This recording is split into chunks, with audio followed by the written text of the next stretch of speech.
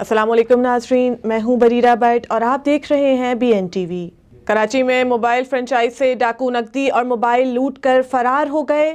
دوسری جانب گلشن اقبال میں شہریوں نے ڈاکو کی دھلائی کے بعد اسے پولیس کے حوالے کر دیا، جبکہ اورنگی ٹاؤن اور سلطان آباد میں فائرنگ سے ایک شخص جاں بحق اور ایک زخمی ہو گیا۔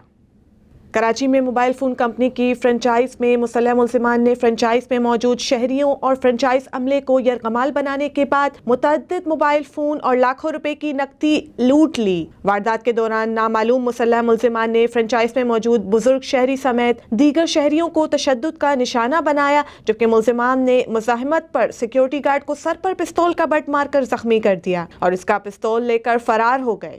دوسری جانب گلشن اقبال بلاک 5 میں ڈاکو شہریوں کے ہتھے چڑھ گیا۔ شہریوں نے ڈاکو کی خوب ترکت بنا کر پولیس کے حوالے کر دیا۔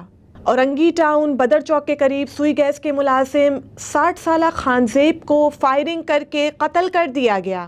پولیس کے مطابق سوئی سردن کمپنی کا عملہ لائن کی کھدائی کر رہا تھا کہ موٹر سائیکل پر سوار ملزمان نے فائرنگ کر کے قتل کر دیا۔ تاہم واقعے کی مزید تفتیش جاری ہے۔ ادھر سلطان آباد دانش کے اسکول کے قریب فائرنگ سے شاہد اللہ زخمی ہو گیا، جس کو اسپتال منتقل کر دیا گیا ہے۔ اب تک کے لیے اتنا ہی۔ مزید خبروں سے جڑے رہنے کے لیے دیکھتے رہیے BN TV۔